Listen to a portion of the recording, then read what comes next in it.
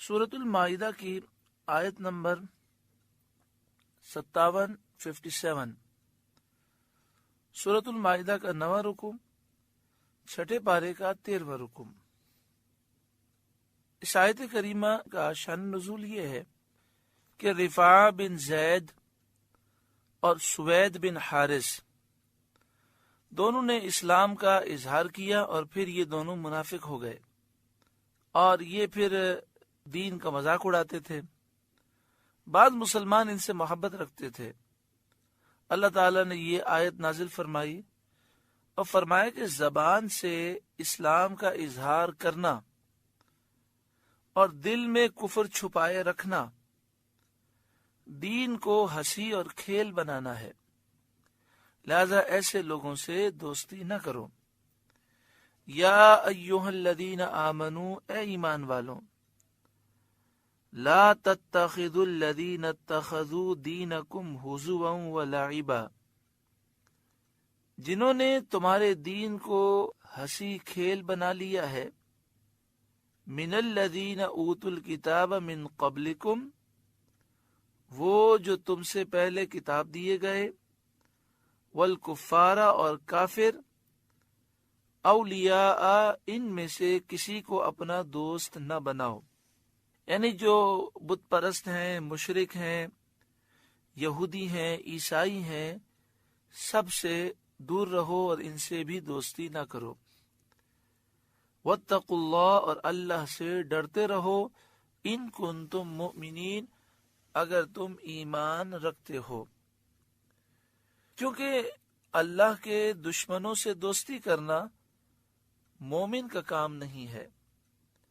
اس لیے فرمایا اللہ سے ڈرتے رہو، اگر ایمان رکھتے ہو تو کافروں سے، ان اللہ کے دشمنوں سے، بد عقیدہ بد مذہب لوگوں سے دوستی نہ کرو۔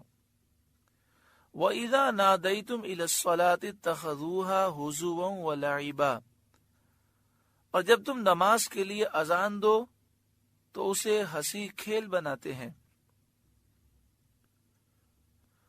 شان نزول یہ ہے کہ جب رسول اللہ صلی اللہ علیہ وآلہ وسلم کا مؤذن نماز کے لیے اذان کہتا اور مسلمان اٹھتے تو یہودی ہنستے تھے اور مذاق اڑاتے تھے۔ اس پر یہ آیت کریمہ نازل ہوئی۔ ایک قول یہ بھی ہے کہ مدینہ طیبہ میں جب مؤذن اذان میں کہتا اشہد ان لا الہ الا اللہ اور کہتا اشہد ان محمد رسول اللہ، تو ایک عیسائی یہ کہا کرتا تھا کہ جھوٹا جل جائے، نعوذ باللہ من ذالک، اذان سن کے کہتا تھا جل جائے جھوٹا، لا حول ولا قوت الا باللہ، استغفر اللہ۔ ایک رات اس کا خادم آگ لایا، وہ اور اس کے گھر کے لوگ سو رہے تھے۔ آگ سے ایک شرارہ اڑا اور وہ عیسائی اور اس کے گھر کے لوگ اور تمام گھر جل گیا۔ گستاخوں کا انجام ایسا ہی ہوتا ہے۔ ذالک بانہم قوم لا یعقلون، یہ اس لیے کہ وہ نرے بے عقل لوگ ہیں جو ایسی بے وقوفانہ اور جاہلانہ حرکات کرتے ہیں۔ یہ بے وقوف لوگ ہیں، عقل ہوتی تو وہ ایسی باتیں نہ کرتے۔ اس آیت سے معلوم ہوا کہ اذان قرآن پاک کی آیت سے ثابت ہے۔ یہاں فرمایا وَإِذَا نَادَيْتُمْ إِلَى الصَّلَاةِ، جب تم نماز کے لیے اذان دو، تو اس آیت سے ثابت ہوا کہ اذان جو ہے یہ قرآن سے ثابت ہے، اور یہ اذان مسلمانوں کا شعار ہے، مسلمانوں کی علامت ہے، ایمان کی علامت ہے، اور اذان کی برکت سے برکتیں ملتی ہیں۔ بڑے افسوس کی بات ہے، ہمارے ملک پاکستان میں ہماری حکومت کی کوششیں رہی ہیں کہ کسی طریقے سے لاؤڈ اسپیکر پہ اذان بند ہو جائے۔ کبھی کہتے ہیں اس سے کافروں کی نیندیں خراب ہوتی ہیں، کبھی کہتے ہیں کہ جو لوگ سوئے ہوئے ہوتے ہیں ان کی آنکھ کھل جاتی ہے۔ حالانکہ اذان کی آواز سے تو برکتیں ملتی ہیں۔ اللہ ہماری حکومت کو اور ہماری انتظامیہ کو عقل سلیم عطا فرمائے۔ کبھی کہتے ہیں چاروں طرف لاؤڈ اسپیکر لگے ہوئے ہیں، 3 طرف ہٹا دو، ایک طرف لگا دو، تو یہ نادان لوگ ہیں۔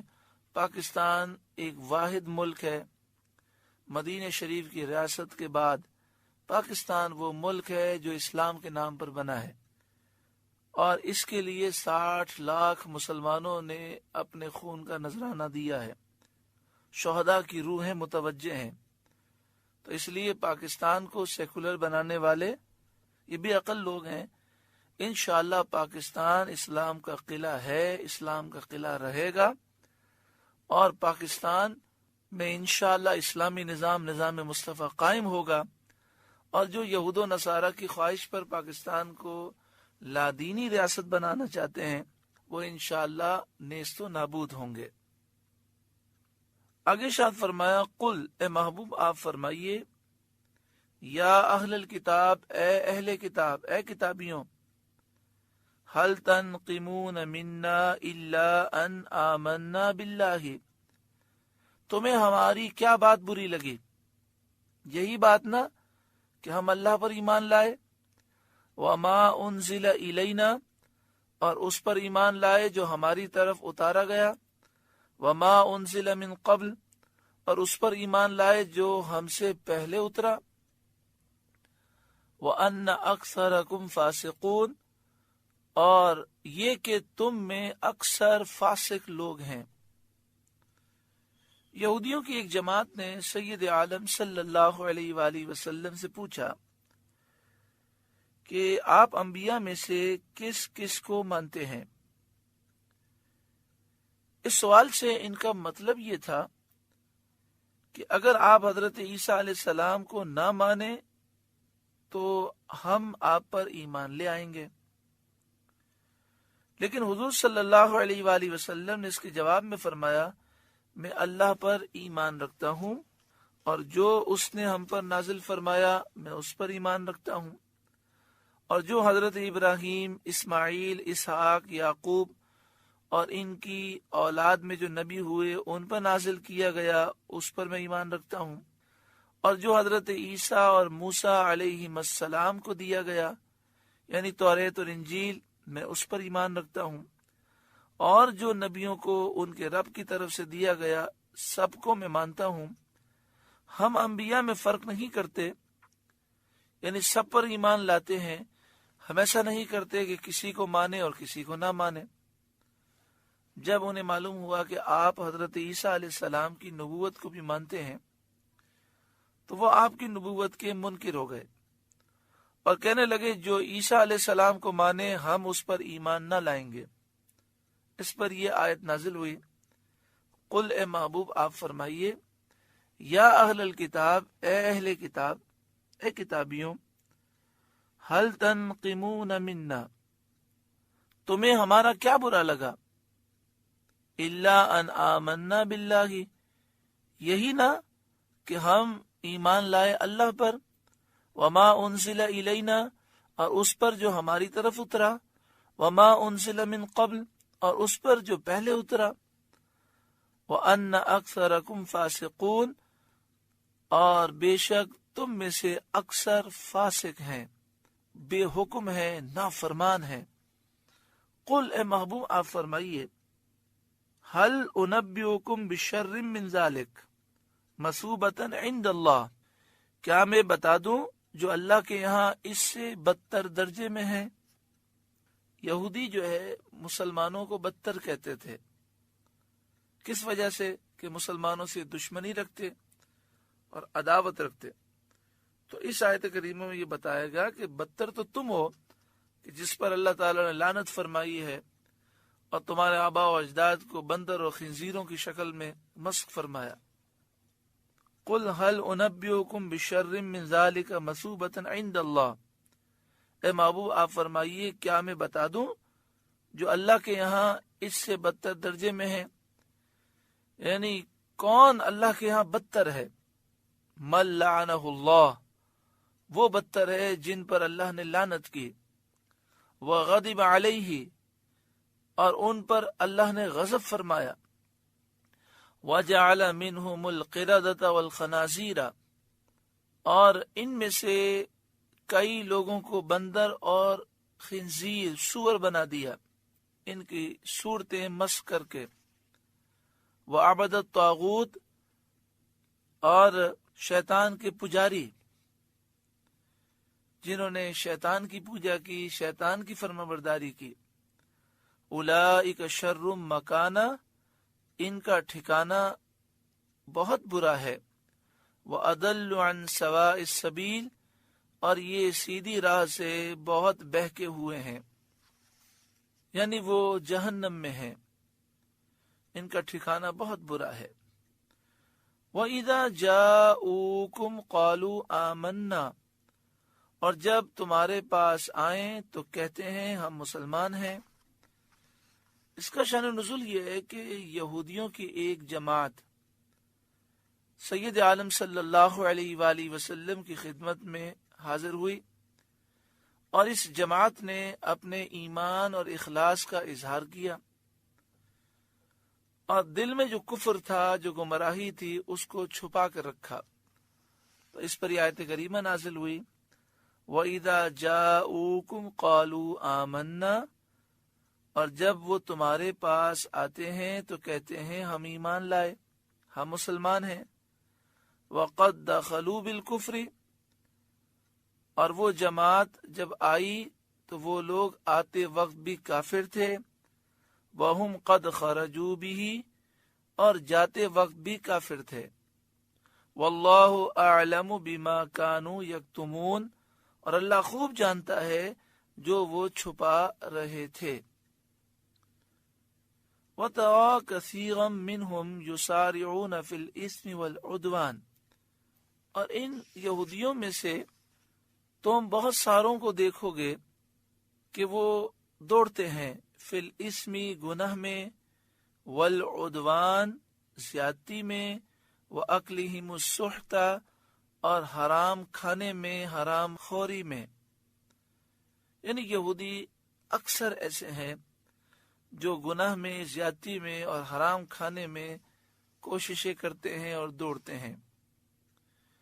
گناہ سے مراد تو ہر گناہ ہے، ہر نافرمانی ہے۔ بعض مفسرین نے فرمایا یہاں گناہ سے مراد ہے توریت کے مضامین کو چھپانا، اور توریت میں سید عالم صلی اللہ علیہ وآلہ وسلم کے جو محاسن اور اوصاف ہیں ان کا مخفی رکھنا مراد ہے۔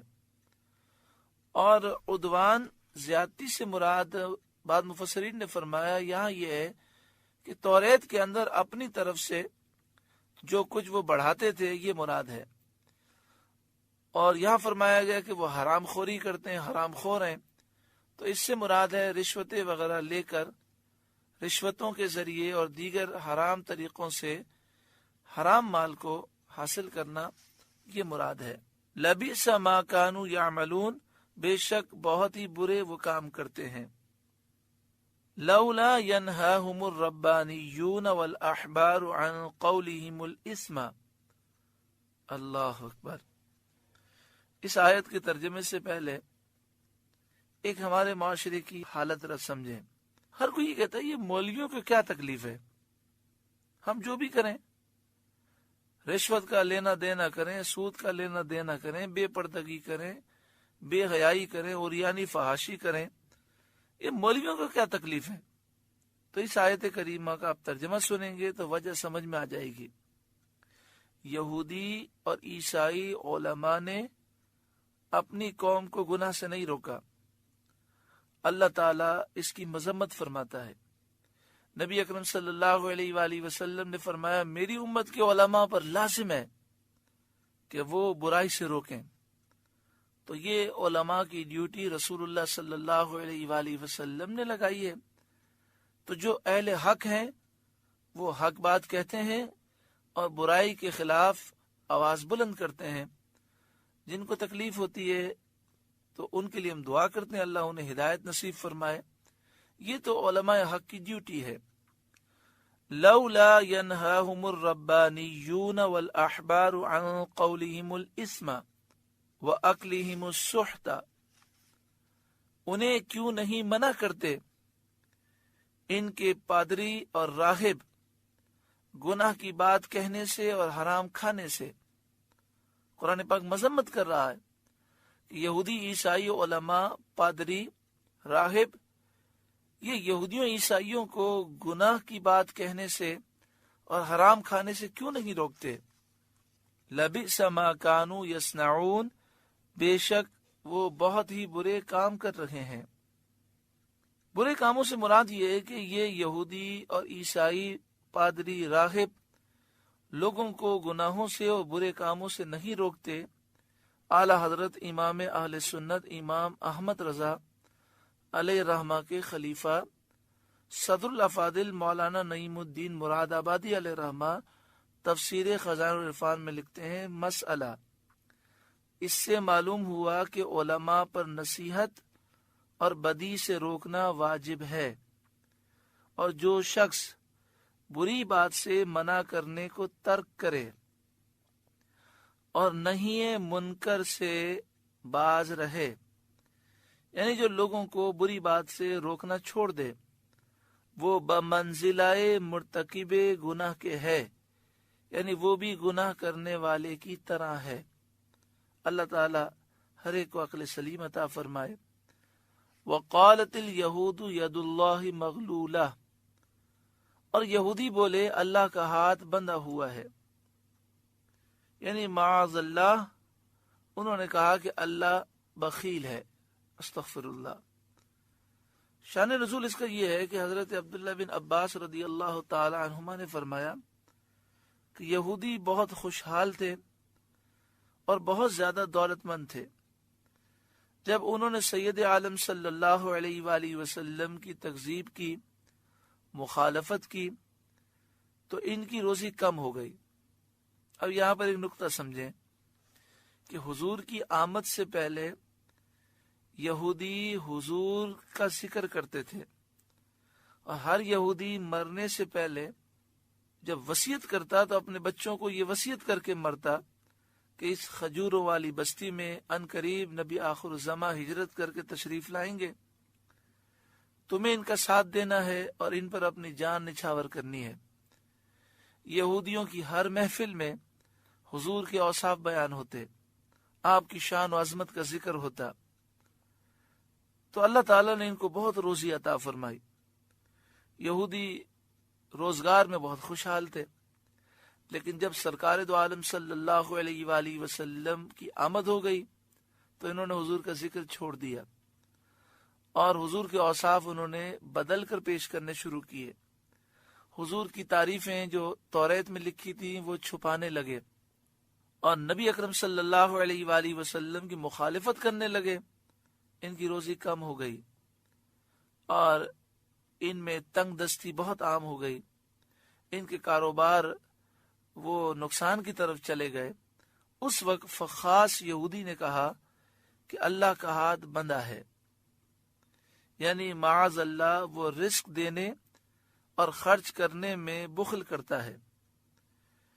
اب یہ بات تو فخاص یہودی نے کہی تھی، لیکن یہاں سب کی مذمت کی گئی۔ اس کی وجہ یہ ہے کہ کسی یہودی نے اس کو اس بات سے منع نہیں کیا، بلکہ سب اس پر راضی رہے۔ تو یہ بات یاد رکھیں کہ جو گناہ سے نہ روکے اور گناہ پر راضی ہو جائے تو وہ بھی گناہ میں شریک ہوتا ہے۔ تو اس لیے پوری یہودی قوم اس بکواس میں شریک ہو گئی، اس لیے فرمایا وقالت الیہود ید اللہ مغلولہ، اور یہودی بولے اللہ کا ہاتھ بندھا ہوا ہے۔ یہاں پر یہ نقطہ ذہن میں رکھیں کہ یہودی جب نبی اکرم صلی اللہ علیہ وآلہ وسلم کی شان بیان کرتے تھے اور حضور کی آمد سے پہلے حضور صلی اللہ علیہ وسلم پر ایمان رکھتے تھے، تو اللہ نے ان کو غلبہ بھی دیا اور اللہ تعالیٰ نے انہیں خوشحالی بھی دی۔ جب انہوں نے نبی اکرم صلی اللہ علیہ وآلہ وسلم کی شان بیان کرنے سے اجتناب کیا اور آپ کی مخالفت شروع کی تو یہ ذلیل و رسوا ہو گئے۔ آج مسلمانوں کو چاہیے کہ اگر وہ عروج چاہتے ہیں، خوشحالی چاہتے ہیں، تو بکثرت نبی اکرم صلی اللہ علیہ وآلہ وسلم پر درود و سلام پیش کریں، اٹھتے بیٹھتے حضور کا ذکر کریں، حضور کی شان و عظمت بیان کریں۔ اللہ تعالی ہمیں عمل کی توفیق عطا فرمائے۔ آگے ارشاد فرمایا غلت ایدیہم، उन्हीं के हाथ बांधे जाएं, यानी वो तंगदस्त हो जाएं। इस इरशाद का असर ये हुआ कि यहूदी दुनिया में सबसे ज्यादा बखील हो गए और सबसे ज्यादा तंगदस्त इन मानों में हो गए कि इनमें हिर्स इतनी बढ़ गई कि जितना भी करोड़पति हो वो अपने आप को परेशान हाल ही तस्वुर करता है। और ये भी माना है कि इनके हाथ जहन्नम में बांधे जाएंगे, हाथ बांधकर इन्हें जहन्नम की आग में डाला जाएगा। वलुइनु बिमा क़ालू, और जो उन्होंने कहा उस कहने की वजह से उन पर लानत की गई। बल यदाहु मबसूततान, बल्कि अल्लाह के हाथ कुशादा हैं, यानी वो जवाद है, करीम है, वो अता फरमाता है। युनफिकु कैफ यशाउ, जैसे चाहे अता फरमाता है, अपनी हिकमत के मुताबिक अता फरमाता है, किसी को एतराज का हक हासिल नहीं। वला यज़ीदन्न कसीरम मिनहुम मा उनज़िला इलैका मिन रब्बिका तुग़याना व कुफ्रा। अरे महबूब, ये कुरान पाक जो आपकी तरफ आपके रब के पास से उतरा, इससे इनमें से बहुत सारों को शरारत और कुफ्र में तरक्की होगी। तुग़यानन सरकशी, शरारत, व कुफ्रन और कुफ्र, यानी जितना कुरान सुनते जाएंगे इनका दिल इतना गंदा है कि इनका हसद, इनका इनाद, इनकी दुश्मनी, इनका कुफ्र और इनकी सरकशी बढ़ती ही जाएगी। वअल्क़ैना बैनहुमुल अदावत वल बग़दा इला यौमिल क़ियामा, और इनमें हमने क़यामत तक आपस में दुश्मनी और बुग़्ज़ डाल दिया।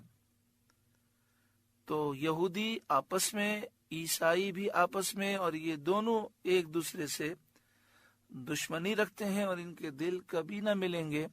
हाँ, मुसलमानों के मुकाबले में वो एक हो जाते हैं।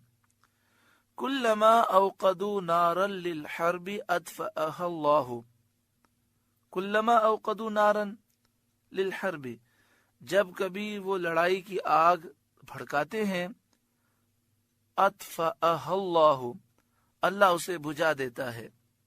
ये यहूदी लड़ाई की आग भड़काने की कोशिश करते हैं, आज भी वो यही कर रहे हैं कि एक कौम को दूसरी कौम से लड़ाते हैं और चाहते हैं कि सब आपस में लड़ते रहें और पूरी दुनिया पर ये हुकूमत करते रहें।